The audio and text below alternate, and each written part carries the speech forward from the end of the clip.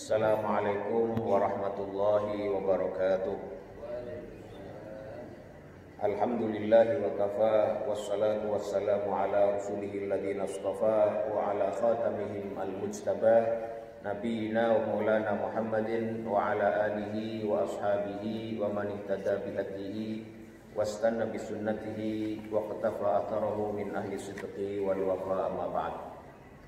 Masyurul muslimin, jamaah salat subuh yang mudah-mudahan senantiasa diberi dan dikaruniai rahmah serta barokah dari Allah Subhanahu wa taala.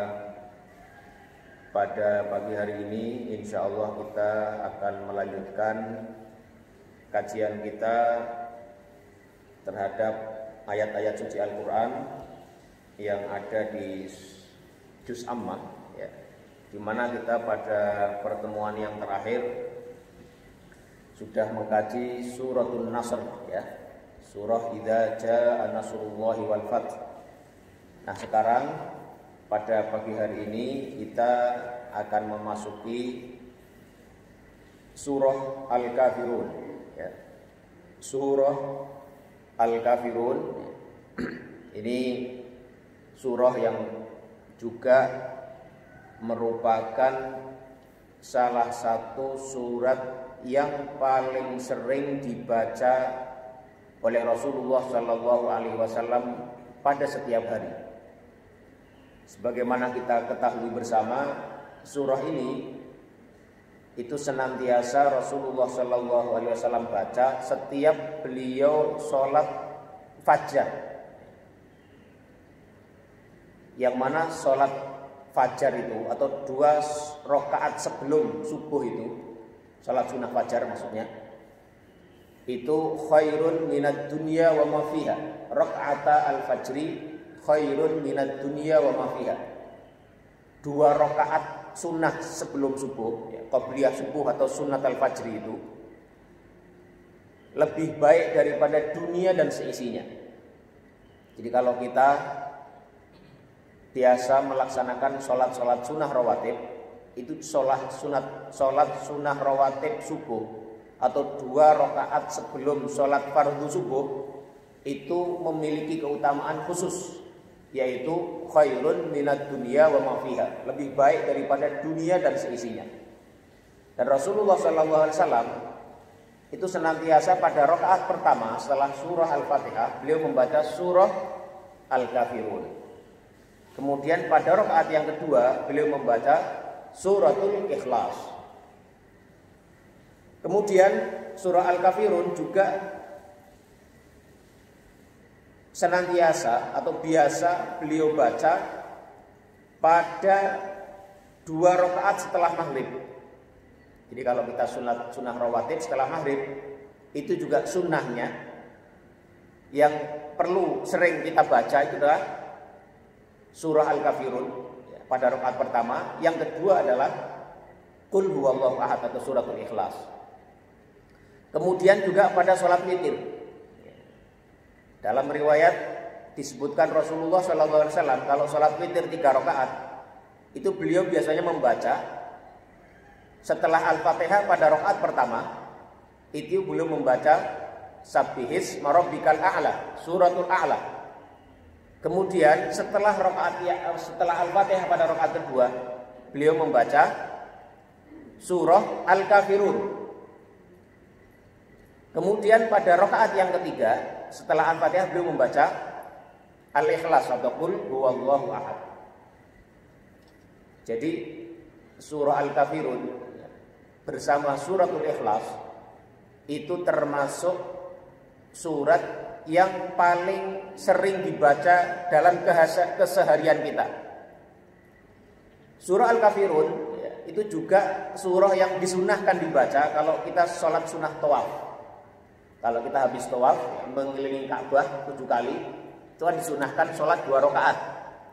Itu juga yang dibaca adalah setelah membaca Al-Fatihah pada rakaat pertama, itu yang dibaca suratul Kafirun. Setelah rakaat yang kedua setelah Al-Fatihah yang dibaca adalah suratul Ikhlas.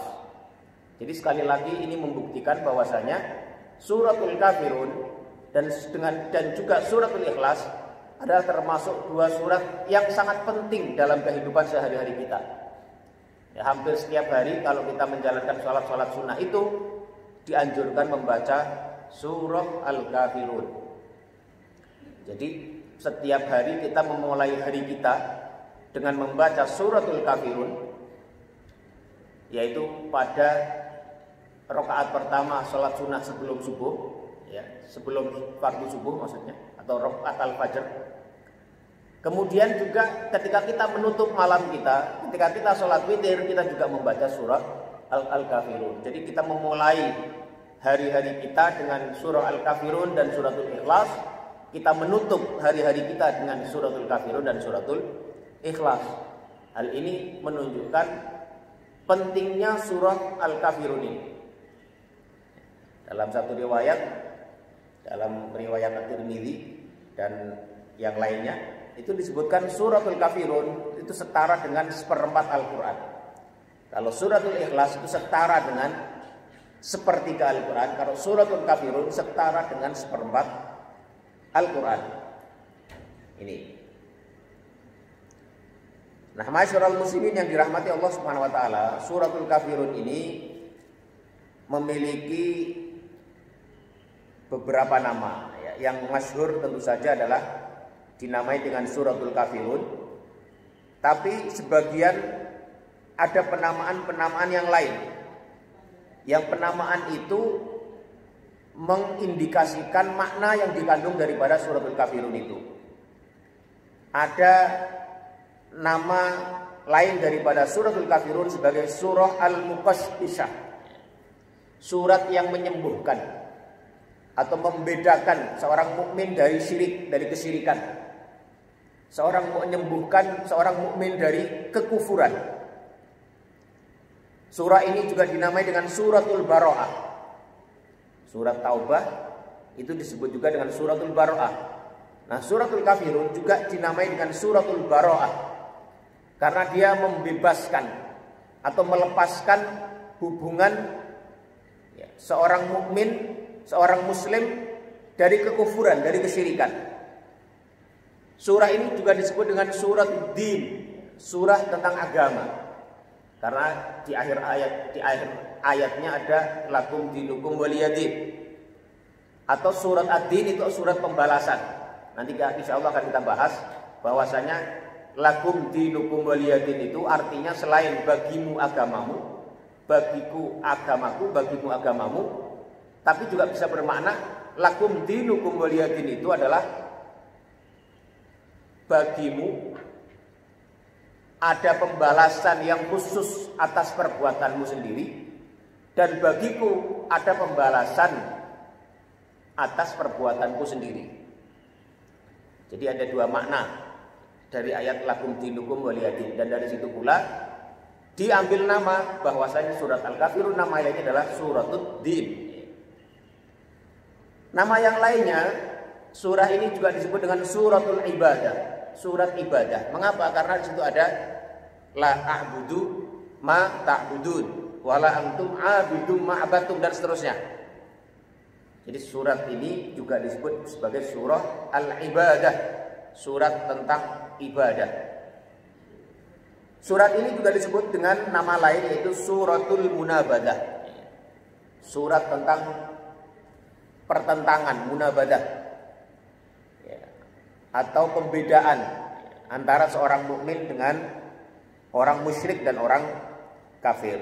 Ini nama-nama ini semua itu adalah sebagai bentuk ekspresi dari berbagai macam kandungan makna yang terkandung dalam suratul Kafirun. Nah, surah ini ya, terdiri dari 6 ayat tanpa ada perbedaan di antara para ulama, dan surah ini adalah suratul Makkiyah. Hadis surah Makkiyatun. Surat ini adalah surat yang termasuk dalam kategori surah Makkiyah, surat yang diturunkan kepada Rasulullah SAW sebelum beliau hijrah dari Mekah menuju Madinah.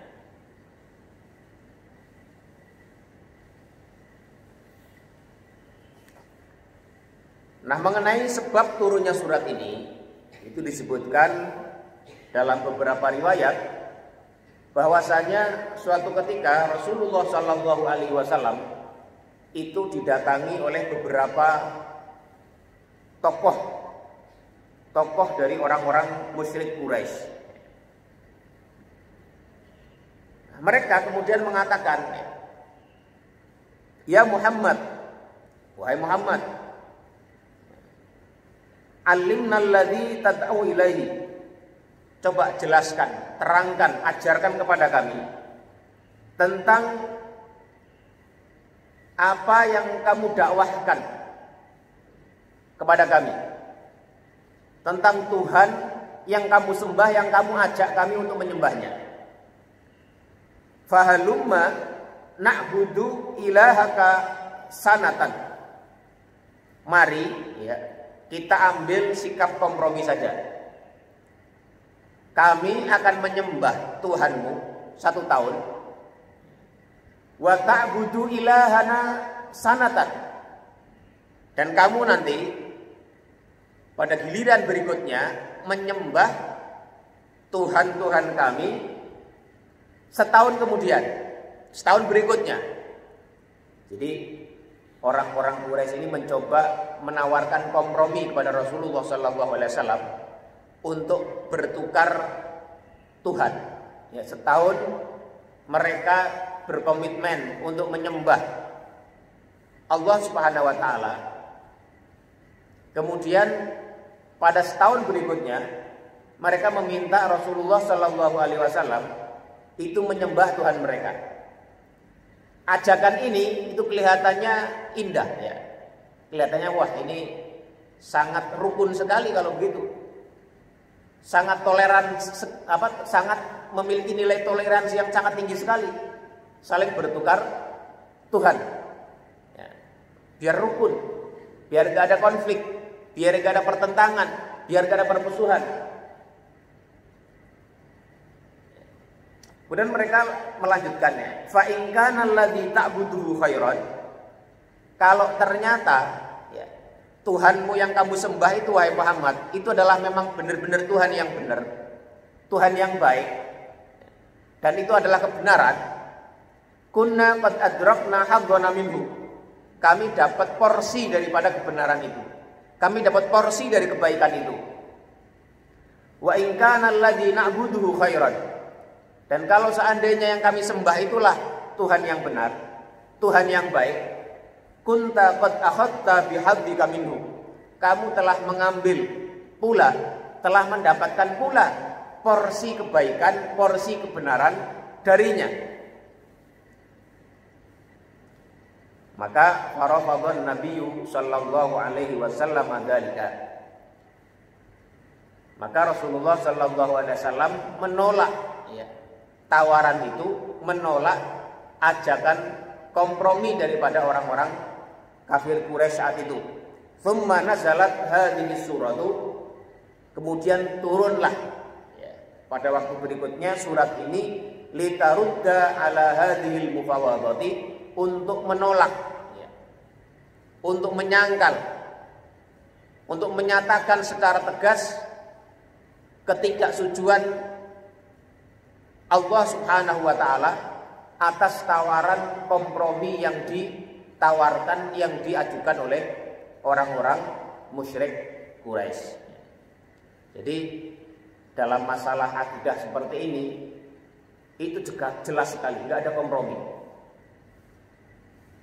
Ya, nggak ada kompromi, tidak ada separuh-separuh, nggak ada jalan tengah dalam urusan akidah. Dan yang mengherankan itu di zaman sekarang itu banyak orang mencoba mengkompromikan masalah-masalah yang seperti ini. Kita ambil contoh ya, banyak orang sekarang itu kalau salam ya, selain assalamualaikum warahmatullahi wabarakatuh, jelas itu salamnya umat Islam. Salam sejahtera, kedamaian bagi kalian, warahmatullahi wabarakatuh. Dan rahmat Allah serta keberkahan juga semoga tetap bagi kalian. Sekarang ada orang menambahkan dengan salamnya agama lain. Ada Swastiastu. Padahal Swastiastu itu artinya apa? Kalau kita googling itu, cari-cari di internet itu, Swastiastu itu artinya kurang lebih adalah semoga Hyang Widi itu memberikan keselamatan kepadamu. Jadi itu salamnya orang Hindu. Itu menunjukkan panggilan kepada Hyang Widi, Tuhannya mereka. Swastiastu itu ya kurang lebih artinya seperti tadi. Semoga keselamatan atau keberkahan atau kesejahteraan diberikan kepadamu. Kemudian ada lagi tambahan lagi, Namo Buddhaya.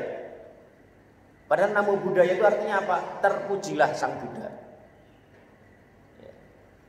Itu banyak orang yang hanya ngikut-ngikut saja, hanya latah atau mungkin karena nggak enak. Seorang Muslim padahal itu sampai mengucapkan salam seperti itu. Padahal isinya itu adalah jelas terkait dengan akidah agama lain. Dan jelas itu haram, nggak boleh itu. Saya berani mengatakan tegas, itu nggak boleh buat seorang Muslim mengucapkan salam itu. Kalau salam sejahtera untuk kita semua, selamat pagi sebagai tambahan, oke lah itu masih bisa. Karena tidak mengandung unsur ajaran agama lain.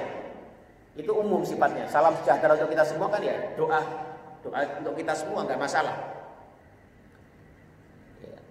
Kalau mereka orang-orang Buddha mengatakan Namo Buddhaya nggak apa-apa, itu hak mereka, nggak ada masalah. Kita sebagai orang mukmin, kalau mereka maju di panggung, ya, di podium, kemudian mengucapkan salam itu, nggak masalah. Kita diem saja, silahkan ucapkan, nggak ada masalah. Kita mukmin menghormati akidah Anda, kita mukmin menghormati keyakinan Anda. Tapi kami seorang mukmin, kita orang mukmin harusnya tidak mengucapkan itu. Itu berbahaya, ya. Meskipun sekedar ucapan, tapi ya enggak valueden, dia itu memiliki nilai yang ada dalam situ. Namo Buddhaya, terpujilah Sang Buddha. Apa iya kita seorang Muslim layak mengucapkan hal seperti itu? Swastiastu, Santi Santi Itu banyak sekali sekarang orang-orang seperti itu. Dan orang-orang non-Muslim sendiri mereka berupaya untuk mengucapkan Assalamualaikum warahmatullahi wabarakatuh. Padahal mereka nggak tahu kita ngerti apa enggak. Ini menurut saya upaya kompromi, upaya toleransi yang salah kaprah. Dari dulu warga Indonesia dengan berbagai suku, agama dan ras, kalau orang mukmin yang mengucapkan Assalamualaikum warahmatullahi wabarakatuh. Orang non-Muslim, ya misalnya orang Kristen, salam sejahtera atau selamat pagi, tidak masalah juga. Dan selama itu tidak ada masalah. Toleransi terjaga. Mengapa sekarang ini harus ada tadi percampuran kompromi salam yang sebenarnya tidak perlu. Dan bahkan bagi seorang mukmin sekali lagi itu tidak layak seorang mukmin mengatakan Namo Buddhaya, Swastiastu, nggak layak.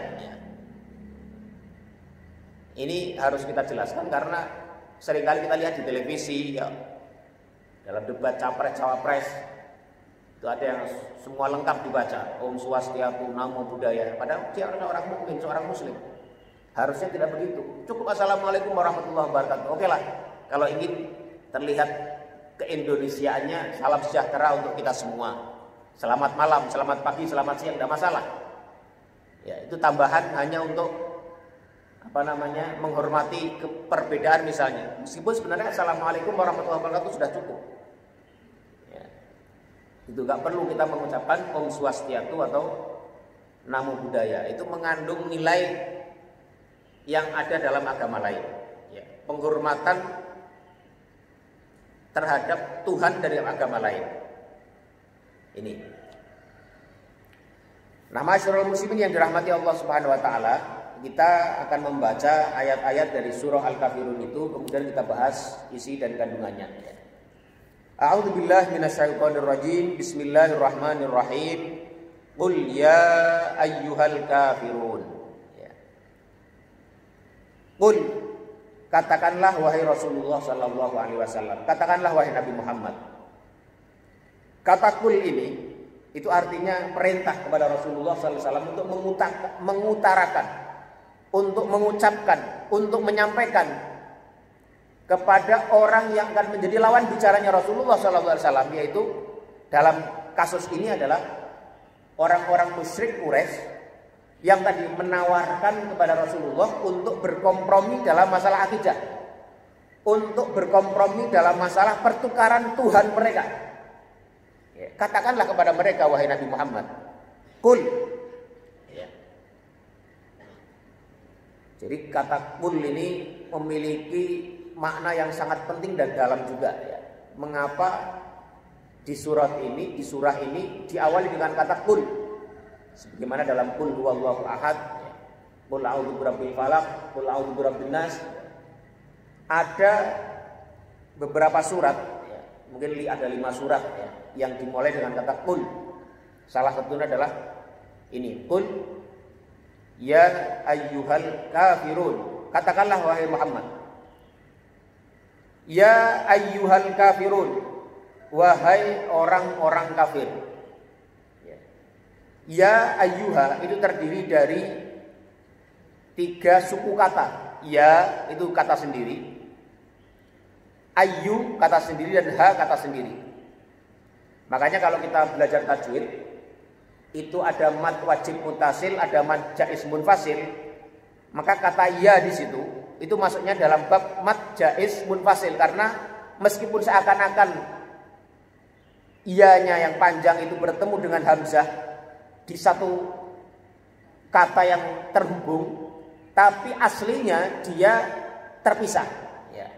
Cuma disambung dalam kalimat karena itu sudah menjadi kebiasaan orang Arab seperti itu.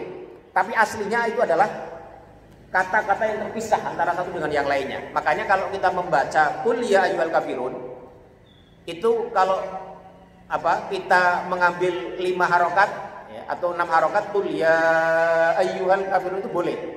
Tapi boleh juga membacanya cukup 2 harokat seperti matobi'i, Qul ya ayyuhal kafirun, karena dia mad jaiz munfasil, boleh dibaca 2 harokat, boleh 4 atau 6 atau 5 ya. Itu. Jadi Qul ya ayyuhal kafirun terdiri dari 3 suku kata. Karena itu iyanya boleh dibaca dengan 3 opsi. Boleh 2, 4 atau 6 ya, itu. Qul ya ayyuhal kafirun, katakanlah wahai orang-orang kafir. Yang pertama kita akan bahas makna kul. Mengapa di sini ada kalimat kul di situ? Katakanlah wahai Muhammad, katakanlah wahai Rasulullah, katakanlah wahai Nabi Muhammad. Kalau kita kemarin ketika membahas surah Al-Ikhlas, Al-Falaq dan An-Nas, itu kul itu mengandung 3 hal. Yang pertama, ucapkanlah dengan lisanmu. Ungkapkanlah dengan lisanmu, ikrarkanlah dengan hatimu, dan tunjukkanlah dengan sikapmu. Kul, sekali lagi, meskipun kalimatnya adalah perintah untuk menyampaikan, perintah untuk mengungkapkan, perintah untuk menyatakan, tapi dia memiliki makna ikrarkanlah dalam hatimu, ungkapkanlah dengan lisanmu, dengan kata-kata, dan tunjukkanlah dengan sikap perilakumu. Tentang apa? Tentang apa yang datang setelah kata kul tadi. Kalau kul huwallahu ahad kemarin ya katakanlah, yakinilah dalam hatimu, katakanlah dengan lisanmu, tunjukkanlah dalam sikapmu sehari-hari bahwasanya huwallahu ahad, Allah itu Maha Esa.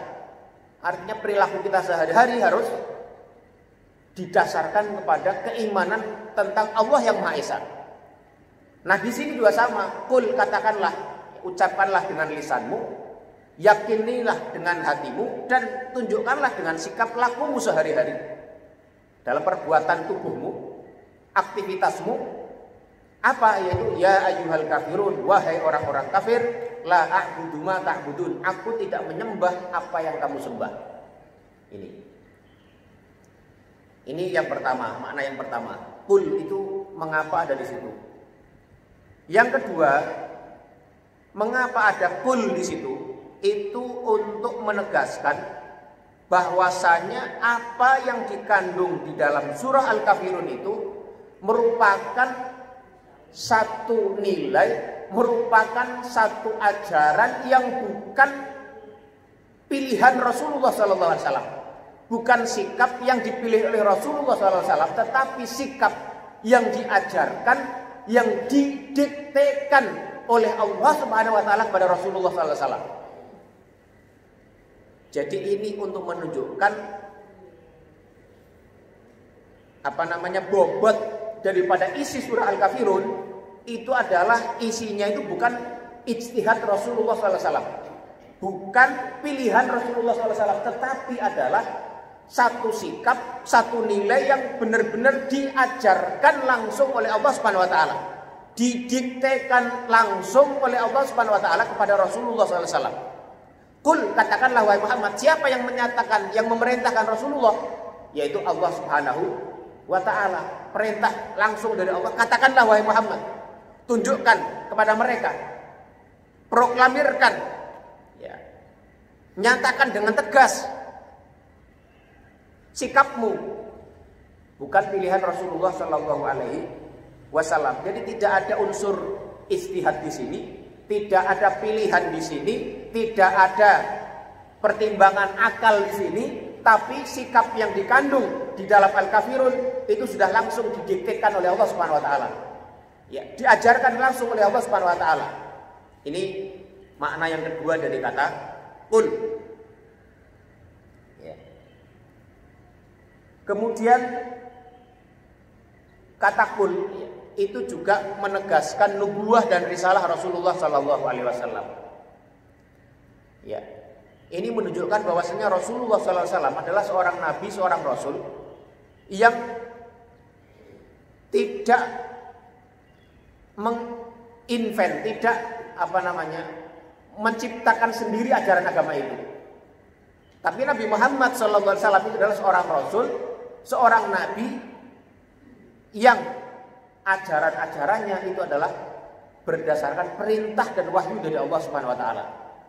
Di sini kata qul menunjukkan penegasan bahwasanya Rasulullah SAW adalah seorang nabi, seorang rasul yang sikapnya, nilai-nilai yang dibawanya, ajaran-ajaran yang disampaikannya itu adalah ajaran-ajaran yang diajarkan langsung oleh Allah Subhanahu wa taala kepada beliau. Ini makna yang berikutnya, makna yang ketiga dari adanya kata qul. Ya. Kemudian yang keempat, ya, dari kata qul ini ada pelajaran lain bahwasanya perintah Allah qul kepada Nabi Muhammad SAW itu merupakan penegasan kepada Rasulullah SAW untuk menyatakan ajaran yang dikandung dalam surah Al-Kafirun ini. Jadi makna yang keempat dari kata qul itu adalah litablighi wa adamil kitmani. Ini bentuk perintah Allah Subhanahu wa taala kepada Nabi Muhammad sallallahu alaihi wasallam untuk senantiasa menyampaikan, menginformasikan, memberitahukan kepada umatnya, kepada orang-orang mat'unya mengenai semua ajaran-ajaran yang Allah turunkan kepada beliau. Jadi kata qul ini makna yang keempat mengandung perintah untuk tabligh, ya, wa adamul kitman, untuk menyampaikan dan tidak menyembunyikan apa yang dikandung di dalam surat ini. Ini sejalan dengan ayat dalam surat Al-Maidah, ya ayyuhar rasulu balligh ma unzila ilaika mir rabbik wa illam taf'al fama ballaghta risalatah. Ya, wahai Rasul, sampaikanlah semua apa yang diturunkan kepadamu dari Tuhanmu. Wa illam taf'al fama ballaghta risalatah. Kalau kamu tidak melaksanakannya, kalau engkau tidak menyampaikannya, fama ballaghta risalatah, maka artinya engkau tidak menyampaikan risalah itu. Ini makna yang berikutnya. Kemudian yang kelima, makna qul itu adalah ini bentuk tahqirun lil kafirin, atau tahqirul kafirina wa ta'zimur Rasul sallallahu alaihi wasallam. Mengapa bisa diambil kesimpulan demikian? Karena di situ dari kata qul itu mengindikasikan bahwasanya Allah Subhanahu wa taala itu berkomunikasi langsung dengan Nabi. Jadi ketika Allah Subhanahu wa taala ingin menunjukkan satu nilai yang sangat penting dalam akidah, itu beliau ungkapkan itu kepada Rasulullah. Qul, sampaikan, katakan, tegaskan wahai Nabi Muhammad kepada mereka orang kafir. Nanti engkau yang menyampaikan kepada mereka. Ini bentuk ta'zim, pengagungan, penghormatan Allah kepada Rasulnya. Dan pada sisi yang lain itu adalah bentuk tahqir, penghinaan Allah kepada orang-orang kafir. Karena Allah tidak mau langsung berkomunikasi dengan orang-orang kafir itu. Tapi di sini Allah perintahkan kepada Nabi, sampaikan kepada mereka. La a'budu ma ta'budu. Itu, ya. Ini makna yang kelima. Kemudian makna yang berikutnya, makna yang keenam, ini menunjukkan bahwasanya Rasulullah Shallallahu Alaihi Wasallam itu kan seorang yang selama ini itu diketahui sebagai seorang yang sangat lembut, seseorang yang penuh kasih sayang, seseorang yang sangat-sangat baik akhlaknya, seseorang yang sangat menghormati orang lain. Tetapi dalam masalah akidah, dalam masalah yang sangat pokok dan sangat prinsipil seperti ini, itu yang dipentingkan, itu yang diprioritaskan, itu yang diutamakan adalah bukan masalah kelembutan, bukan masalah kasih sayang, tetapi ketegasan untuk membuktikan bahwasanya tidak ada kompromi dalam masalah akidah. Jadi qul ya ayyuhal kafirun, katakanlah wahai Nabi, wahai orang-orang kafir.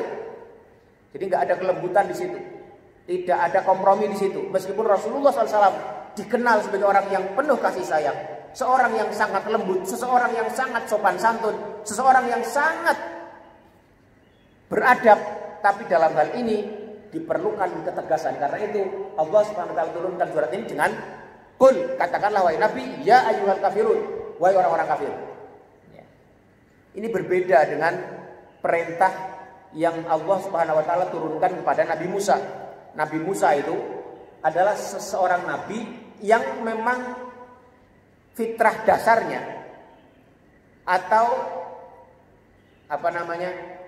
karakter sejak dia lahir, sejak masa kecil itu karakternya keras. Dan gak masalah, orang yang keras pun bisa jadi nabi. Jadi ketika Allah SWT menciptakan kita dengan berbagai macam karakter, berbagai macam insting, berbagai macam kemampuan itu, semuanya tidak ada yang tidak bisa maju. Semua bisa menjadi orang baik. Yang lembut bisa jadi orang baik, yang keras bisa jadi orang baik. Nabi Musa itu aslinya adalah wataknya keras. Nah, karena Nabi Musa itu wataknya seorang yang keras, Allah ketika perintahkan beliau kepada Fir'aun, itu perintahnya idhaba ila fir'auna innahu tagha faqula lahu qawlan layyina. Maka katakanlah kepada Fir'aun dengan qawlan layyina, dengan kata-kata yang lembut. Kata-kata yang lembut, kelembutan itu menjadi faktor penting dalam dakwah, faktor penting dalam menarik orang-orang yang mau kita dakwai. Tetapi dalam urusan akidah, dalam urusan yang tidak bisa dikompromikan, itu harus ada ketegasan. Sebagaimana dalam surah Al-Kafirun itu Allah perintahkan qul, katakanlah wahai Nabi Muhammad. Ini 6 makna yang bisa kita ambil dari kata qul yang ada dalam surah Al-Kafirun. Qul ya ayyuhal kafirun. Ini qul, sekali lagi, katakanlah wahai Nabi Muhammad, wahai Rasul, ya ayyuhal kafirun, wahai orang-orang yang kafir.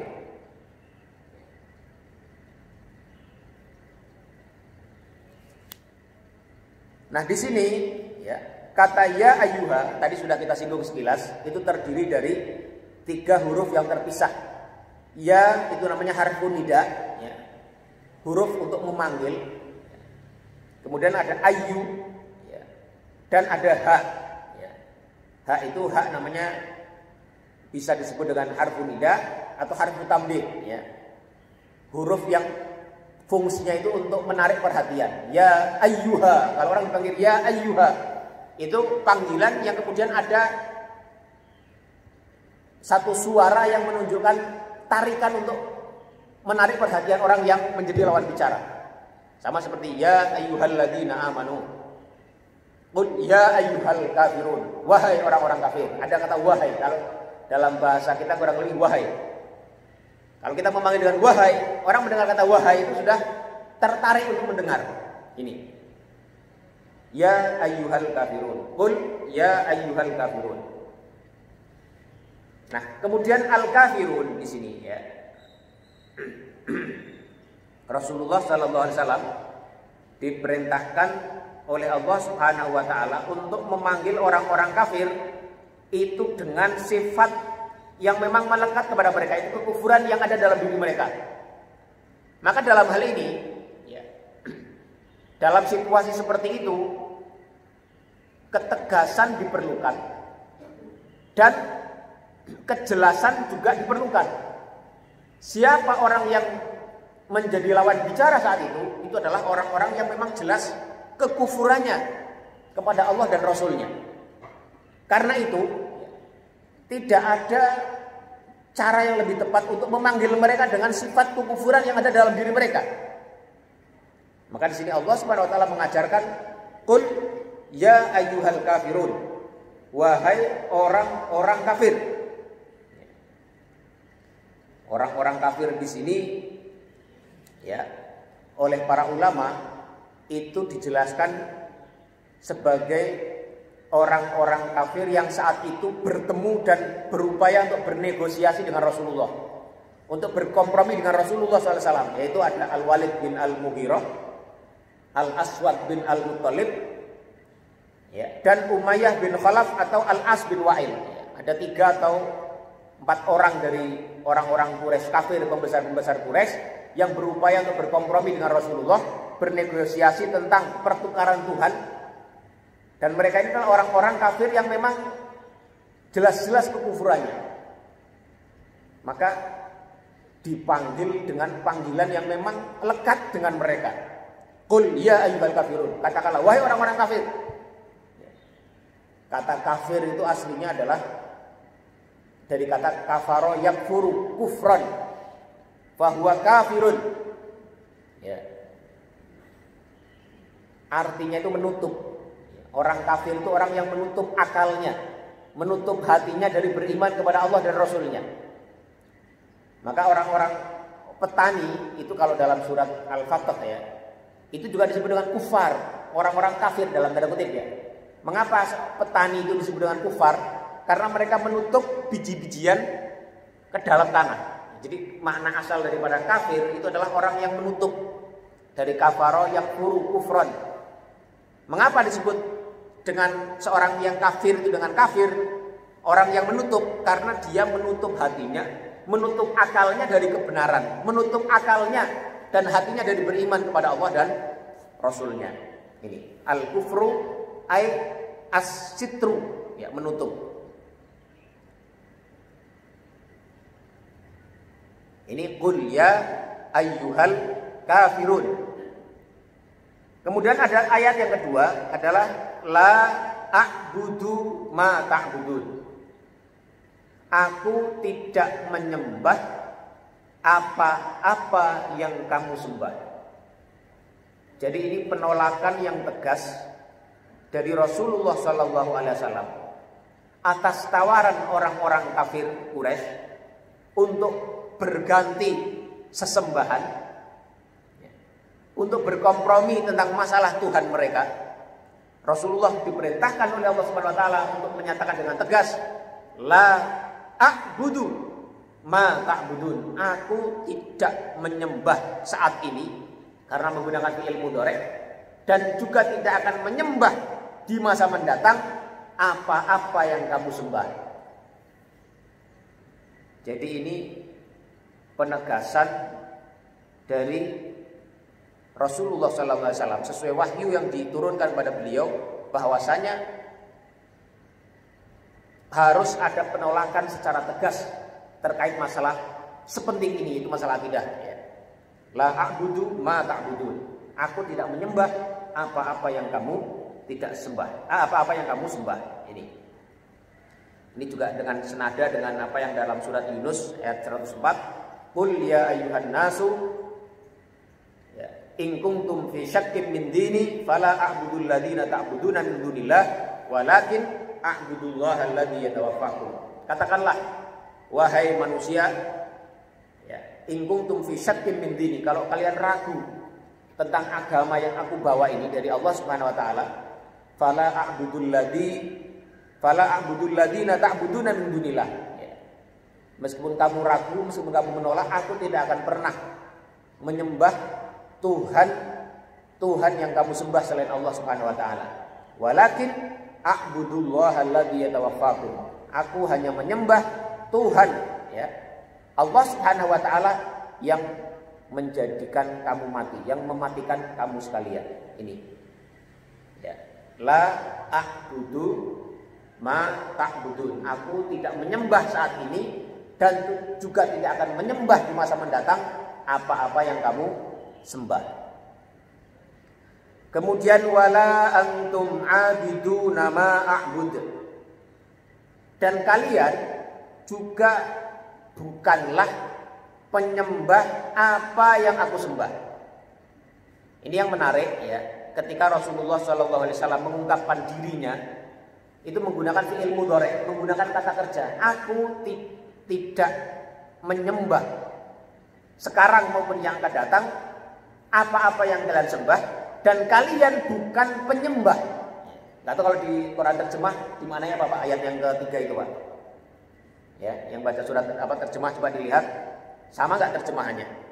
Kalau di sini ya, dalam bahasa Arabnya aslinya berbunyi wala antum abiduna ma'bud, adalah dan tidaklah kalian sebagai penyembah apa atau Allah yang aku sembah. Ini jadi menggunakan fa'il ya, ismul fa'il, menggunakan ismul fa'il bahwasanya kalian wahai orang-orang kafir bukan penyembah apa yang kamu sembah. Artinya apa? Artinya ay madumtum alal kufri falastum abidina ilahi. Kalau kalian masih berada dalam kekufuran kalian, itu kalian tidak akan bisa menyembah Tuhanku. Itu makna yang pertama. Makna yang kedua adalah kalau kalian masih kufur, kalian masih kafir, tidak menerima Islam secara utuh, maka hakikatnya meskipun kalian mengaku, mengklaim mau menyembah Tuhanku, menyembah Allah, maka pada dasarnya kalian bukan penyembah Tuhan itu.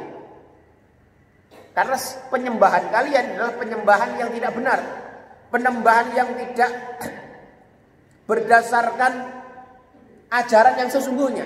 Maka kalaupun nanti ya, umpama kalian menawarkan aku mau menyembah Tuhan Muhammad 1 tahun, kalian tidak akan pernah secara sejati menyembah Tuhan itu. Karena menyembah Tuhan, beribadah kepada Allah itu memerlukan keimanan, memerlukan keikhlasan, memerlukan kemurnian hati, kepercayaan, keyakinan tentang Allah Rabb itu. Bukan hanya sekedar menyembah saja, bukan hanya sholat saja, bukan. Atau menghadap Ka'bah itu bukan. Tapi ada satu fondasi dasar yang perlu dipenuhi bagi orang yang menyembah Allah Subhanahu wa taala, yaitu meyakini konsepnya, ya, membenarkan dan tasdik, ya, membenarkan konsepnya, baru bisa dikatakan menyembah. Maka kalaupun orang-orang kafir Quraisy berjanji atau berkomitmen menyatakan mau menyembah Allah, Rabbnya Muhammad 1 tahun, kalaupun itu dilakukan, wala antum abiduna ma'bud, kamu tidak atau bukan penyembah Rabbku. Ini jadi menyembah Allah Subhanahu wa taala itu ada aturannya, ada konsepnya, ada tuntunannya. Kita sekedar menyembah saja nggak bisa, nggak dibenarkan asal menyembah, nggak bisa. Ada tuntunannya, dan tuntunannya itu adalah dari wahyu yang diturunkan Allah kepada Nabi Muhammad Shallallahu Alaihi Wasallam ini.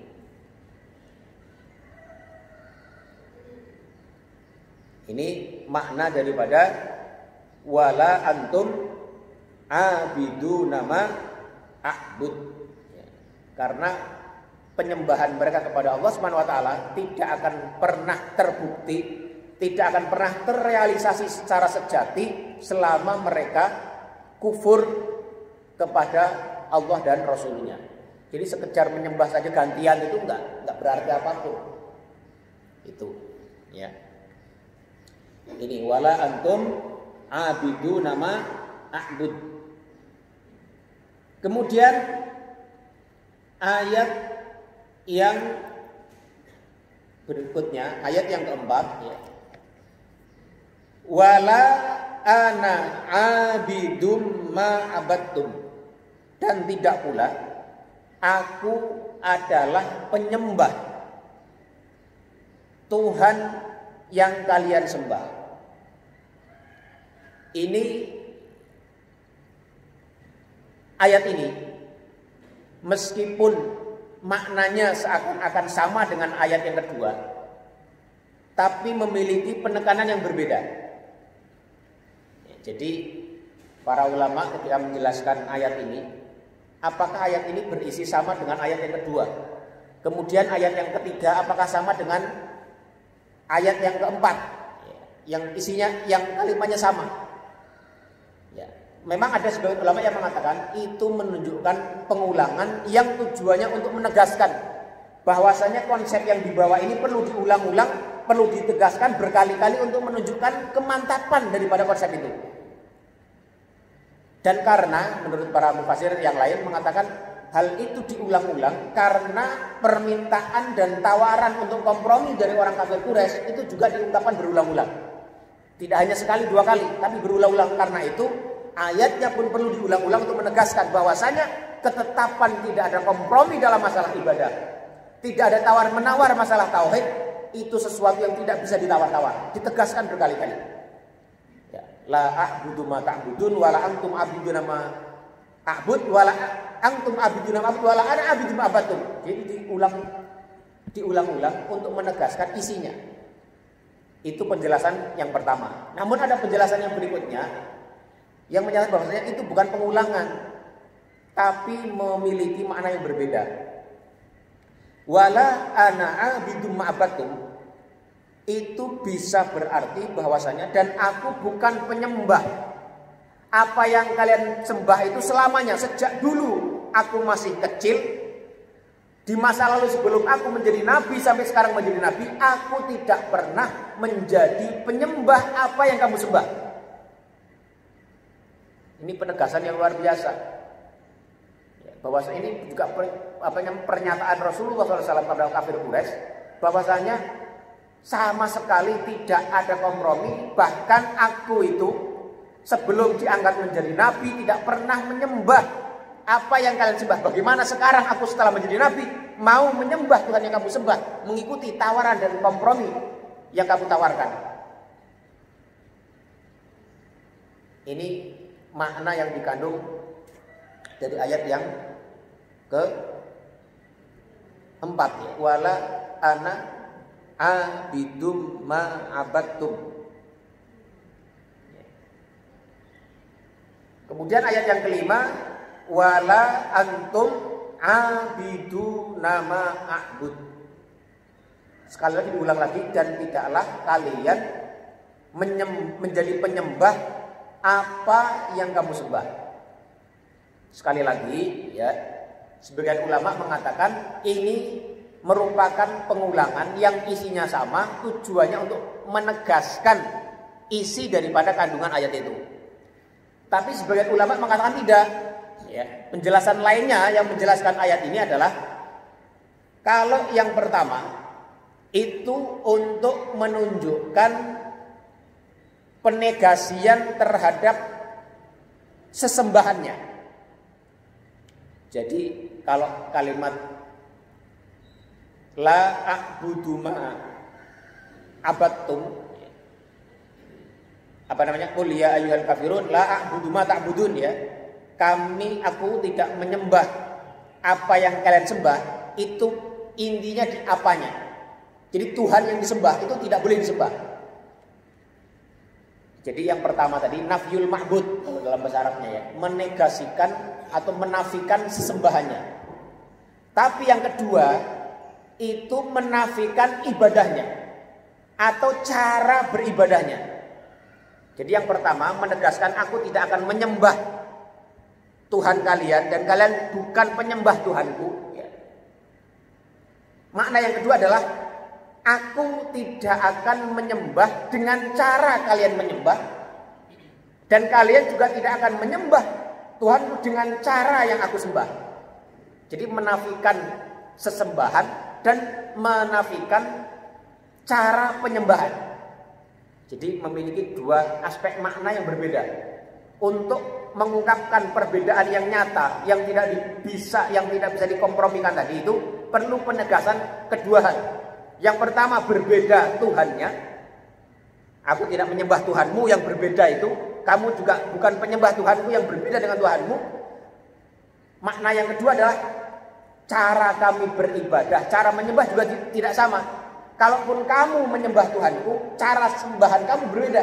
Karena itu kamu bukan penyembah Tuhanmu. Jadi ini untuk menunjukkan perbedaan yang nyata antara orang mukmin dengan orang kafir. Tuhannya beda, cara menyembahnya beribadahnya juga beda. Ini ya penegasan dari konsep yang dibawa dalam surah Al-Kafirun ini ya. Ini ayat yang ketiga, yang kedua sampai yang kelima. Ya. La a'budu ma ta'budun wala antum a'biduna ma a'bud wala ana a'bidu ma abatum wala antum a'biduna ma a'bud. Ini.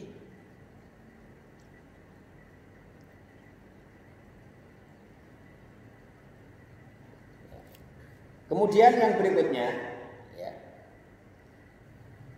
Lakum dinukum waliyadin. Lakum dinukum waliyadin. Ini memiliki dua makna. Yang pertama, lakum dinukum waliyadin itu bisa dimaknai tadi bagimu agamamu dan bagiku agamaku. Jadi oke, kita nggak ada kompromi. Ya udah sekarang kamu kalau memang tidak mau menerima Islam, tidak menerima risalah yang aku bawa dari Allah Subhanahu wa taala, sudah. Lakum dinukum. Kamu silakan menyembah, beragama dengan caramu sendiri. Ya, beragama dengan agamamu sendiri. Enggak ada kompromi. Kamu menyembah Tuhanku dan aku menyembah Tuhanmu, tidak ada.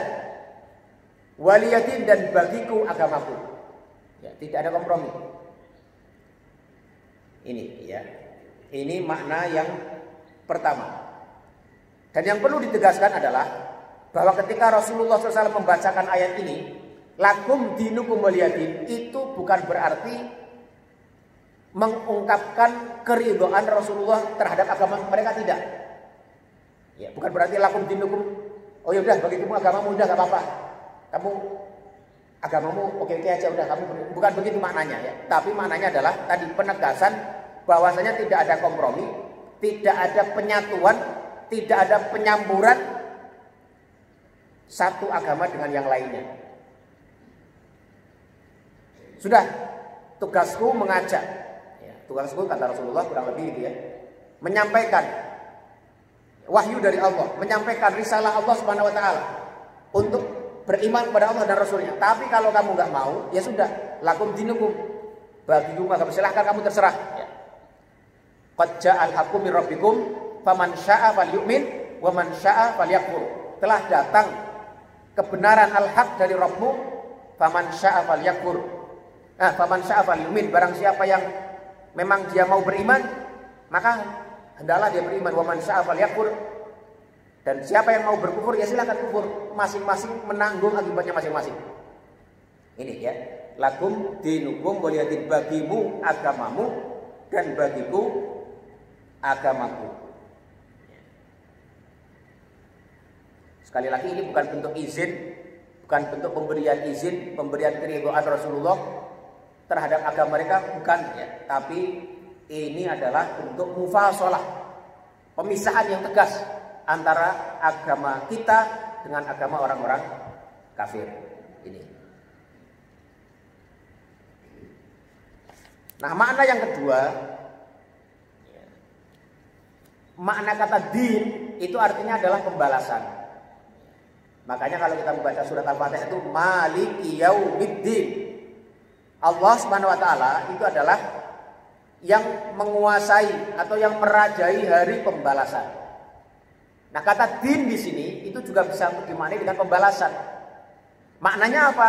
Lakum dinukum, bagi kalian ada balasan terhadap pilihan kalian, yaitu tidak mau beriman kepada Allah dan Rasulnya, tapi menyembah berhala-berhala yang kalian sembah itu. Kalian akan ada balasannya. Waliyadin, dan bagi kami ada pembalasannya. Pembalasan dari keyakinan kami, dari tauhid kami, dari keimanan kami kepada Allah Subhanahu wa taala. Jadi terserah kalian. Kalian akan ada balasan kalian sendiri, dan bagi kami akan ada balasan atas pilihan yang sudah kami pilih. Ini senada juga dengan salah satu ayat dalam surat Saba ayat 25. Allah berfirman, "Qul la tus'aluna amma ajramna wa la nus'alu amma ta'malun." Kalian katakanlah wahai Nabi Muhammad, la tus'aluna, kalian tidak akan ditanya amma ajramna, apa yang kami lakukan, apa yang kami perbuat, wala nus'alu amma ta'malun, dan kami tidak akan dimintakan tanggung jawab amma ta'maluna, dari apa-apa yang kalian perbuat. Ini. Jadi ayat yang terakhir ini juga penegasan yang sangat nyata, al-mufashalah, ya, al-bayyinah, ya, penegasan perpisahan, pemisahan yang nyata antara agama kita seorang mukmin, seorang muslim dengan agama orang kafir, agama yang berbeda dengan kita. Bagi mereka agama mereka, bagi kita adalah agama kita. Enggak bisa dicampur-campur kayak salam tadi itu. Enggak perlu kita nyampur-nyampur salam, ada assalamualaikum warahmatullah disandingkan dengan Om Swastiastu atau Namo Buddhaya. Itu jelas satu hal yang tidak bisa diterima. Lakum dinukum waliyadin. Ini adalah ajaran toleransi yang paling tinggi ya seperti ini. Ya, nggak ada orang muslim mengikuti perayaan Natalnya orang-orang kafir. Ya, nggak ada. Silahkan Anda rayakan Natal, silahkan, kami hargai keyakinan Anda. Kami tidak akan mengganggu. Kita umat Islam nggak boleh mengganggu. Ya, biar aja mereka merayakan hari raya mereka. Tapi kami juga punya hari raya, Anda tidak boleh mengganggu kami. Hormati kami. Selesai. Nggak perlu kita ikut-ikutan merayakan perayaan hari raya orang lain. Dan kita juga tidak butuh orang lain untuk ikut merayakan hari raya kita. Ini toleransi yang paling tinggi ya begitu. Kita pisahkan secara tegas. Dan dari dulu begitu, dan kita tidak masalah. Dan Islam itu mengajarkan kita wajib menghormati, wajib menghargai, wajib melindungi orang-orang non-muslim yang tidak memusuhi kita. Kalau dalam komplek kita misalnya ada orang non-muslim, itu gak boleh kita mengganggunya, ya, menyakitinya, mengucilkannya gak boleh, Pak. Kita saling memberikan makanan kepada mereka boleh, dianjurkan. Kita saling membantu dia sakit, kita antar ke rumah sakit, kita jenguk ke rumah sakit, boleh. Itu ajaran Islam seperti itu. Islam tidak pernah menyuruh umatnya untuk memusuhi pemeluk agama lain dalam arti karena sebab dia memeluk agama lain itu. Tidak ada. La yanhaakumullahu anil ladzi nalam ya apa la yanhaakumullahu anil ladzina dalam surat apa itu? La yanhaakumullahu anil ladzina lam yaqulukum wa lam yukhrijukum min diyarikum. Ya, Allah tidak melarang antabarru ilaihim. Allah tidak melarang bagi kalian untuk berbuat baik kepada orang-orang kafir, orang-orang musyrik yang tidak memerangimu dan tidak pula mengusirmu dari negerimu atau dari rumah-rumahmu. Jadi kalau dalam Islam itu ada kafir, ada dua, ada kafir dhimmi, ya, ada kafir harbi. Kalau kafir harbi, orang kafir yang memerangi kita seperti orang-orang Yahudi Israel, yang kerjaannya memerangi orang Muslim Palestina, memerangi bangsa Palestina, itu kita wajib memusuhi mereka. Kalau bisa memboikot, boikot. Itu kemarin rame ya, beberapa produk yang terkait dengan Israel itu membantu Israel, mengalami kerugian yang luar biasa karena kita memboikot mereka. Itu sangat efektif. Itu kita musuhi. Ayo kita perangi mereka. Kita dengan apa yang kita mampu. Dengan memboikot boleh. Dengan apapun boleh, ayo. Tapi orang-orang non-muslim, orang-orang kafir yang hidup bersama kita, tidak memusuhi kita, tidak memerangi kita, tidak menyakiti kita, kita wajib berbuat baik dengan mereka. Ya, hormati mereka. Maka Rasulullah SAW itu pernah dalam satu riwayat mengatakan, man ada dimian faqad adani. Barang siapa yang menyakiti seorang kafir dhimmi, orang kafir yang hidup bersama orang mukmin, yang hidup rukun di situ, disakiti, kata Rasulullah, faqad adani, maka seperti dia menyakitiku, kata Rasulullah. Ini sedemikian tinggi nilai Islam yang mengajarkan penghormatan, penghargaan, toleransi kepada pemeluk agama lain. Jadi kalau ada orang yang menyatakan Islam tidak menghargai, sangat salah sekali. Tapi ya dengan itu wajib bagi kita untuk tidak terjebak kepada ajakan toleransi yang kebablasan. Seperti tadi, salam dicampur-campur. Orang diajak saling mengikuti ritual agama orang lain, ya. Saling mengikuti perayaan hari orang lain, itu nggak perlu, ya, tidak perlu. Cukup kita berbuat baik kepada mereka, mereka bisa berbuat dengan kita berbuat adil kepada mereka.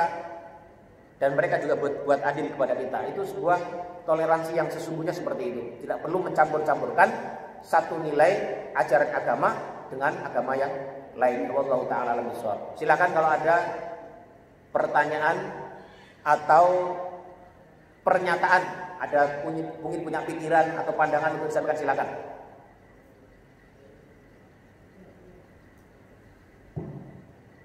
Assalamualaikum warahmatullahi wabarakatuh. Waalaikumsalam warahmatullahi wabarakatuh. Sekarang ini kan semakin ramai di Islam itu perbedaan semakin diangkat antara pemahaman yang satu dengan pemahaman yang lain. Bahkan sampai mengkafir-kafirkan sekali itu kan, kamu berbeda, kamu beda. Apakah itu bisa digolongkan lakum dinukum waliyadin? Terima kasih. Ya. Yang pertama, lakum dinukum waliyadin itu sesungguhnya konteksnya adalah konteks orang mukmin dengan orang kafir, ya. Tetapi prinsip dasarnya adalah hal ini memiliki irisan dalam hubungan kita dengan termasuk sesama muslim. Ya, sekali lagi, konteks ayat ini lakum dinukum waliyadin adalah konteks terkait orang muslim dengan kafir. Tetapi ya, intisari dasarnya itu memiliki irisan atau memiliki hubungan dalam hubungan kita dengan sesama muslim yang ditanyakan tadi. Kita berpandangan satu hal, kemudian ada teman muslim kita yang lain berpandangan hal yang lain. Nah, dalam hal ini itu masuknya dalam bab fikih ikhtilaf, ya. Bagaimana kita mendudukkan perbedaan pandangan dalam koridor sesama orang muslim, sesama orang yang beragama yang sama. Ya. Ini sebenarnya prinsip dasarnya mirip-mirip, ya, tapi tidak sama, yaitu prinsip dasar untuk saling menghormati, saling menghargai. Ada satu riwayat yang sangat penting sekali yang perlu kita sampaikan adalah bahwasanya Rasulullah SAW itu satu ketika beliau mengutus satu pasukan ke Bani Quraidah. Ini ada dalam Sahih Bukhari. Ketika pasukan itu berjalan, sebelum pasukan itu berangkat, Rasulullah berpesan, la yusalliyanna ahadukum al-asra illa fi Bani Quraidah. Janganlah sekali-kali salah seorang di antara kalian sholat asar kecuali di Bani Quraidah. Maka berangkatlah pasukan itu. Ketika di tengah perjalanan, ternyata waktu asar masuk. Waktu asar masuk, sementara mereka belum sampai ke Bani Quraidah. Akhirnya sebagian sahabat itu berpandangan kita harus sholat asar sekarang. Khawatirnya nanti kalau kita lanjut perjalanan, kita bisa kehilangan waktu sholat asar kita. Karena apa? Dalilnya adalah inna sholata kanat alal mu'minina kitaban mauquta. Ada waktunya yang khusus memang. Satu kelompok yang lain mengatakan tidak. Tadi Rasulullah SAW berpesan, kita itu jangan sholat asar kecuali di Bani Quraidah. Karena itu kita harus jalan. Ya, sesampainya Bani Quraidah kita baru sholat asar. Kelompok pertama mengatakan, oh tidak begitu, maksudnya itu adalah kita diminta untuk cepat-cepat oleh Rasulullah SAW agar kita sampai Quraidah itu saat asar masih ada. Jadi berdebatlah kedua kelompok itu. Akhirnya sebagian kelompok sholat asar di situ di tengah jalan, sebagian yang lain sholat asar di Bani Quraidah. Begitu selesai misi itu mereka kembali ke Madinah, diceritakan kepada Rasulullah SAW. Ternyata kedua-duanya tidak ada yang dicela oleh Rasulullah SAW. Jadi ada dua perbedaan pandangan yang seakan-akan sangat bertentangan, tapi ternyata kedua-duanya tidak disalahkan atau salah satunya tidak disalahkan oleh Rasulullah SAW. Artinya kedua-duanya dibenarkan oleh Rasulullah SAW. Ada riwayat lain. Ini saya kasih agak panjang karena ini penting untuk masalah bagaimana mendudukkan perbedaan pandangan antara satu muslim dengan muslim yang lainnya. Jangan sampai saling mengkafirkan, saling mencela. Ya. Ada satu riwayat lainnya. Ada kasus, ada dua orang sahabat Rasulullah SAW melakukan perjalanan. Ketika mereka melakukan perjalanan, itu mereka kehilangan atau kehabisan air. Mau sholat, nggak ada air. Akhirnya dua orang ini bertayamum. Ini hadisnya ada dalam Sunan Tirmidzi, Sunan Abu Dawud, Sunan Nasai kalau salah ya. Tapi hadisnya sahih ya. Akhirnya mereka tayamum. Selesai tayamum, tidak berapa lama kemudian mereka mendapati air. Dan waktu sholat itu masih ada. Maka satu di antara dua orang itu, mereka kemudian berwudu dan mengulangi sholatnya lagi. Yang satunya lagi, dia tidak mengulangi sholatnya. Ya. Sekali lagi, dua sahabat itu sholat dengan tayamum karena nggak ada air. Setelah sholat selesai, beberapa waktu kemudian mereka mendapati air dan waktu sholatnya masih ada. Salah satu di antara keduanya kemudian berwudu dan mengulangi sholat tersebut, sementara yang satunya lagi tidak mengulangi sholatnya. Maka kemudian setelah jadi dua orang ini berbeda pendapat. Ya. Berbeda pendapat, dua sahabat Rasulullah. Seketika mereka sudah kembali ke Madinah dan diceritakan kepada Rasulullah SAW, apa jawaban Rasulullah SAW? Kepada orang yang tidak mengulangi sholatnya, Rasul mengatakan ashabta sunnah, kamu sesuai dengan sunnah. Dan kepada orang yang sholat dua kali, beliau mengatakan laka ajroni, bagimu dua pahala, yaitu pahala sholat yang pertama dengan tayamum dan pahala sholat yang kedua dengan wudhunya tadi. Tapi yang lebih benar yang mana? Yang tidak mengulangi sholatnya. Karena apa? Rasulullah mengatakan ashabta sunnah, kamu sesuai dengan sunnah.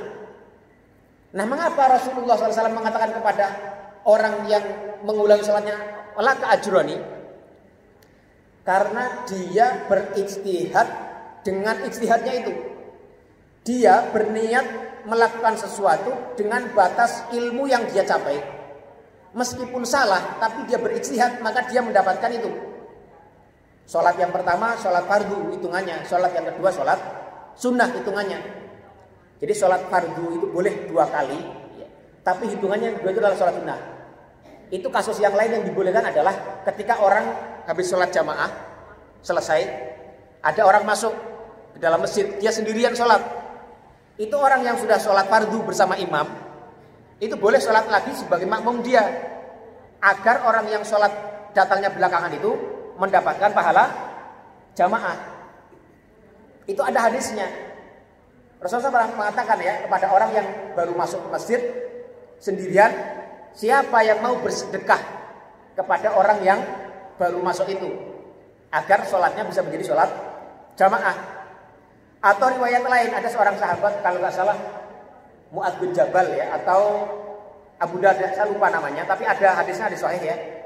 Ada seorang sahabat itu yang beliau itu setiap selesai sholat bersama Rasulullah di masjid, dia pulang ke rumah, dia menjadi imam bagi istrinya, imam bagi keluarganya. Ya, itu boleh. Tapi statusnya sholat yang kedua adalah sholat sunnah. Makanya Rasulullah SAW, laka ajroni, bagimu pahala sholat yang pertama dengan wudumu, dan pahala sholat yang kedua, pahala sholat yang pertama dengan tayamumu, dan sholat yang kedua dengan wudumu. Tetapi kalau kamu sudah tahu hukumnya, maka itu tidak perlu mengulangi sholatnya. Ini betapa perbedaan itu sudah terjadi sejak zaman para sahabat. Tidak mungkin seseorang itu, tidak mungkin umat Islam ini disatukan, itu nggak mungkin. Dalam arti semuanya harus sama, enggak. Dari dulu perbedaan sudah ada. Sejak zaman Nabi Muhammad, sejak zaman para sahabat, perbedaan sudah ada. Maka kewajiban kita adalah saling menghormati, saling menghargai satu dengan yang lainnya. Betul, kita dianjurkan untuk saling berdialog, untuk saling bertukar pandangan, untuk saling bertukar argumentasi. Boleh-boleh saja, sangat baik. Mana yang lebih kuat, datangkan dalilnya, ini dalilnya apa, silahkan. Tapi kalau nggak ketemu ya sudah, Anda ambil pendapat Anda, kami ambil pendapat kami. Kullun ya'malu ala syakilatihi. Ya. Farabbukum a'lamu bima fi nufusikum. Katakanlah ya, masing-masing silahkan berbuat dengan apa yang menjadi cara dia. Ya. Ada yang kunut, ada yang enggak. Ada yang tasyahudnya, duduknya kalau sholat 2 rakaat ada yang tawarruk, ada iftirash. Ya, silahkan ya, masing-masing mengambil pendapat yang terkuat menurut dirinya. Kewajiban kita sebagai seorang muslim adalah kita belajar semampu, semaksimal, seoptimal yang kita bisa. Belajar. Setelah itu kita beristihad. Maksudnya beristihad itu berupaya mengambil yang paling benar sesuai dengan keilmuan kita, sesuai apa yang kita pelajari, dan setelah itu bertawakal kepada Allah Subhanahu wa taala. Itu kita insya Allah akan mendapatkan irisan dari man istahada fa asaba falahu ajrani wa akhta'a falahu ajrun wahid. Barang siapa beristihad, dia benar maka mendapatkan 2 pahala. Kalau dia salah, dia mendapat 1 pahala, itu pahala istihad dia itu. Wallahu a'lam bishawab. Jelas apa? Ya, tetap prinsipnya sama, intinya saling menghormati, saling menghargai, tidak saling memaksakan, ya, tidak mengejek, tidak mencela. Sudah, kalau Anda pilihannya mengatakan berpolitik itu bid'ah, nggak boleh berpolitik, haram, ya sudah, kamu ambil pendapat kamu. Satu lagi berpihak mengatakan berpolitik adalah bagian dari cara berdakwah, cara menegakkan nilai-nilai agama, silakan ambil. Jangan saling mencela, jangan saling merecoki, jangan saling menyakiti. Masing-masing silakan berpegang dan mereka akan bertanggung jawab dengan apa yang dipilih dengan pilihannya masing-masing. Allah taala alam bisawab. Ada yang lain? Ya. Kan tadi untuk sholat ya. Jakarta dan macet, apa kita naik golkar dan sendiri, waktu macetnya datang, apa kita tidak boleh tayamum dalam mobil dan sholat rakaat? Yang menjadi sebab bolehnya tayamum hanya ada 2. Yaitu tidak adanya air, dan yang kedua sakit, orang tidak bisa menggunakannya. Jadi tidak ada airnya atau tidak bisa menggunakannya, hanya 2 saja. Meskipun ada pendapat lain yang mengatakan ada tapi tidak populer dan tidak masyhur, boleh bertayamum bagi orang yang safar, ada air atau tidak, tapi itu pendapat itu tidak masyhur, tidak lemah. Yang disepakati adalah tidak ada air atau tidak bisa menggunakannya. Nah, bagaimana jika kita dalam perjalanan dari Jakarta, orang Depok ke Jakarta, naik kendaraan sendiri, kemudian di tengah jalan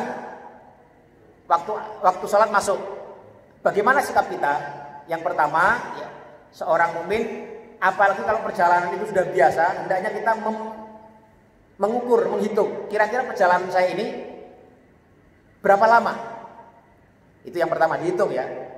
Maksudnya kita harus perhatian terhadap itu. Kalau kira-kira bertabrakan dengan waktu sholat, ya kita cari langkah antisipatif sebelum itu, entah sholat dulu atau Bagaimana? Atau wudhu dulu atau bagaimana? Contoh ini. Itu yang pertama. Yang kedua, sholat fardu itu aslinya adalah tidak pernah Rasulullah SAW sholat fardu di atas kendaraan. Jadi riwayat-riwayat yang mengatakan Rasulullah sholat di atas onta itu adalah sholat sunnah.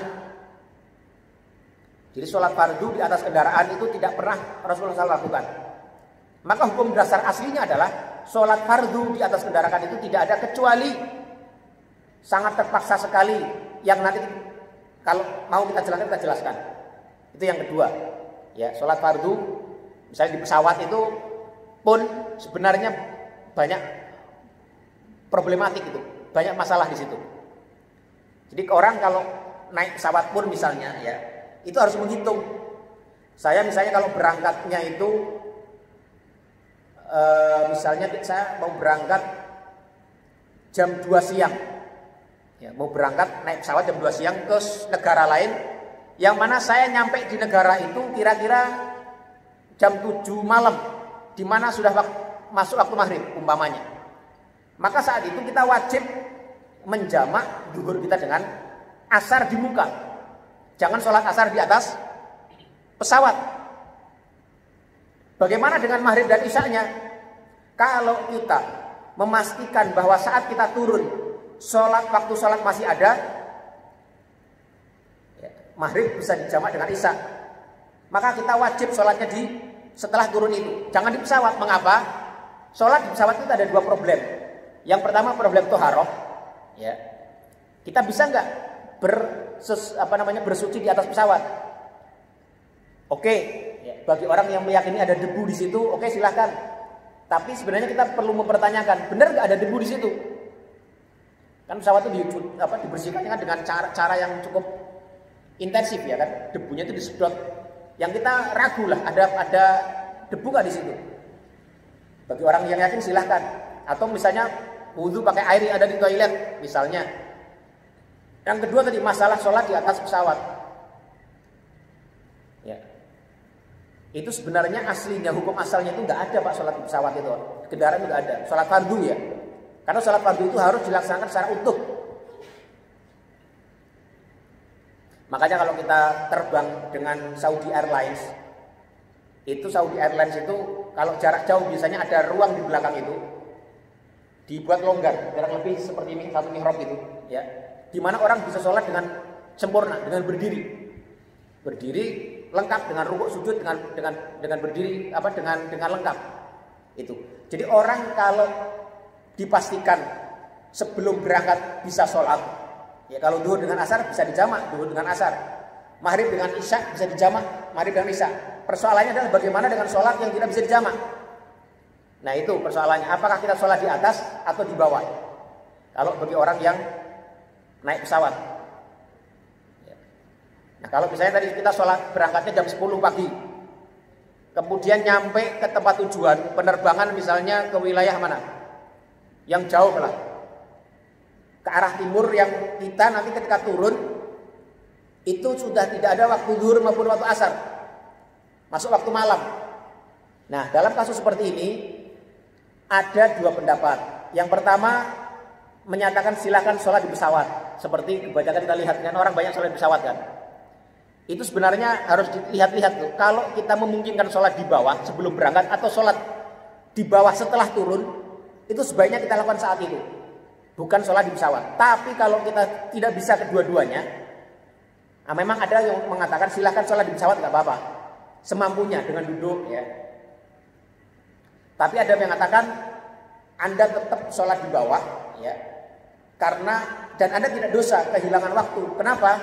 Karena Anda tidak mampu melaksanakannya. Idza amartukum bisyai'in fa'tu minhu mastata'tum. Kalau aku perintahkan kata Rasulullah terhadap satu hal, maka laksanakanlah semampu kalian. Itu jelas nggak Pak? Ya, jadi sekali lagi kalau Bapak mau naik kendaraan ya lihat-lihat. Kalau misalnya berangkatnya jam 5 sore dari Jakarta ternyata macet, kalau menurut saya lebih baik Bapak bawa jamak sholat isya, maghrib dengan isya, dibanding Bapak sholat di mobil.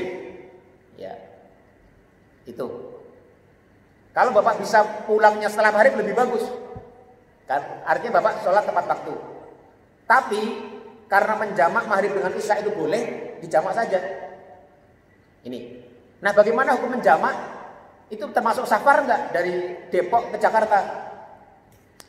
Ya, kalau kita mengambil mazhab Syafi'i itu kan jarak safar sekitar 80 kilo ya. Oke, anggap bukan safar. Tapi Rasulullah SAW itu pernah menjamak sholat tanpa ada hujan. Jadi yang boleh membolehkan kita jamak itu yang pertama safar, yang kedua sakit, yang ketiga hujan. Kalau hujan deras, kita sholat di masjid, sholat maghrib nih. Hujan deras, sebagai rukhsah, keringanan, agar kita tidak nanti datang lagi isya untuk sholat lagi karena hujan, itu boleh dijamak. Tapi sholat jamak itu hanya boleh dilakukan ketika bagi jamaah yang sholat di masjid, bukan yang di rumah. Di rumah tetap maghrib, isya. Tapi waktu hujan itu boleh membuat boleh kita sholat jamak di masjid. Dua sholat yang boleh dijamak. Ini saya pernah di Yordania itu beberapa kali masjidnya itu menjamak sholat karena dingin sekali, anginnya juga kencang ya. Sholat maghrib dijamak dengan isya. Setelah maghrib langsung dijamak dengan isya. Agar setelah itu orang pulang, isya nggak perlu lagi di masjid. Itu rukhsah boleh. Atau karena sakit, atau karena safar. Tapi Rasulullah SAW pernah menjamak sholat tanpa 3 sebab itu. Tanpa hujan, tanpa ada safar. Dan bukan karena sakit juga. Itu sekali-kali boleh kita lakukan selama tidak kita jadikan kebiasaan.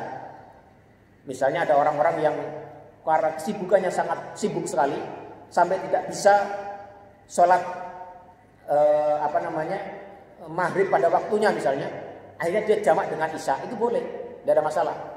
Kasus orang Jakarta pulang ke Depok, kehabisan waktu di jalan, selama sholatnya sholat yang boleh dijamak, itu boleh dijamak. Tapi jangan jadikan kebiasaan. Kalau sudah menjadi kebiasaan, itu tadi dilihat. Kalau waktunya nggak cukup, lebih baik sholat sebelum berangkat, sebelum jalan, atau di tengah jalan cari masjid, cari pom bensin. Itu, ya jelas Pak ya. Kalau misalnya sholat asar, ya misalnya dari Jakarta berangkatnya jam 2. Kita pikir tadinya kita akan nyampe rumah jam 3 atau jam 4, dimana kita masih sholat asar. Ternyata macetnya luar biasa, macet total. Kita hitung-hitung nanti kalau sampai rumah sudah jam 6, sudah maghrib. Nah, dalam kasus seperti ini ya sebaiknya tadi, kalau memang kita bisa turun di tengah jalan, cari pom bensin, cari tempat untuk sholat, itu yang seharusnya kita lakukan. Sholat dengan sempurna. Kalau tidak bisa, itu tadi kembali seperti kasus di pesawat. Boleh kita ambil 2 pendapat tadi. Boleh kita akhirkan sholat kita meskipun waktunya sudah habis, karena kita memang tidak mampu, umpama benar-benar tidak mampu berhenti di jalan, itu kita tidak dosa. Karena memang kita tidak mampu, seperti orang diikat misalnya, sampai nggak bisa sholat, ya tidak apa-apa, gugur kewajiban itu. Tapi nanti begitu sampai tujuan, kita wajib sholat, menggantikan sholat yang kita tinggalkan tadi. Atau sholat di mobil, tapi sholat di mobil itu tadi sebenarnya aslinya sholat fardu itu nggak ada sholat di mobil aslinya. Ini perlu kita jelaskan karena orang ini salah kaprah. Oh, memudahkan nanti akan sholat di pesawat saja, nggak bisa begitu. Harus perhatikan. Kalau kita bisa sholat sebelum itu, sholatlah sebelum berangkat. Ya. Kalau perlu dijamak takdim. Kalau berangkatnya misalnya jam 2 siang, jamak zuhur dengan asar. Kalau kita nyampe di tempat tujuan jam 10 malam, maghribnya dijamak dengan isya, bukan dilakukan di atas pesawat. Wallahu a'lam bishawab. Ada yang lain, Pak? Ini sudah lama ya. Udah, kalau nggak ada lagi kita cukupkan sekian saja. Mohon maaf kalau kepanjangan. Tapi mudah-mudahan ada manfaatnya. Yang benar semuanya dari Allah Subhanahu wa taala, yang salah karena keterbatasan saya sendiri. Aqulu qauli hadza wa astaghfirullah li wa lakum. Subhanakallahumma bihamdika asyhadu an la ilaha illa anta wa astaghfiruka wa atubu ilaik. Wassalamualaikum warahmatullahi wabarakatuh.